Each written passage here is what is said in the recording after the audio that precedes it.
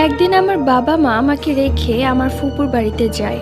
আমি সম্পূর্ণ একা থাকবো বলে আমার সাথে আমার ছোট বোনকেও রেখে যায়। আমার ছোট বোনের নাম রাফসা। আমার ছোট বোন ছোটবেলা থেকে একা থাকতে পছন্দ করে। আমি জিন ভূত বিশ্বাস করতাম না, সবই ঠিক ছিল। কিন্তু রাতের বেলা খাবার টেবিলে বসে খাবার খাওয়ার সময় একটা জিনিস লক্ষ্য করলাম, যে আমার ছোট বোন যেন কার সাথে কথা বলে হাসছে আর খাবার খাচ্ছে, আবার কাকে যেন খাইয়ে দিচ্ছে। তবে আমি সেই দিকে পাত্তা দিলাম না। খাবার খেয়ে শুয়ে পড়ার সময় আমি আমার ছোট বোনকে ঘুম পাড়িয়ে দিলাম এবং নিজে যে কখন ঘুমিয়ে পড়লাম নিজেও জানি না। হঠাৎ মাঝরাতে আমার ঘুম ভেঙে গেল, দেখলাম রাফসা আমার পাশে নেই। কই যাবে? উঠে পড়লাম বিছানা থেকে। তারপর রাফসাকে খুঁজতে লাগলাম, কিন্তু কোথাও পেলাম না। তারপর মনে পড়লো রাফসা সবসময় ছাদেই থাকে, ছাদই তার প্রিয় জায়গা। মাঝরাতে ছাদে চলে গেলাম। রাতে কিছু দেখা হচ্ছিল না কুয়াশার কারণে, বেশ ঠান্ডা লাগছিল, চারিদিক অন্ধকার। তারপর চোখে কাউকেই পড়ছে না। হঠাৎ চোখে পড়লো রাফসাকে ছাদে, তাও আবার ছাদের রেলিং এর উপর। রাফসাকে দেখলাম চুল খোলা, চুলগুলো বাতাসে উড়ে বেড়াচ্ছে।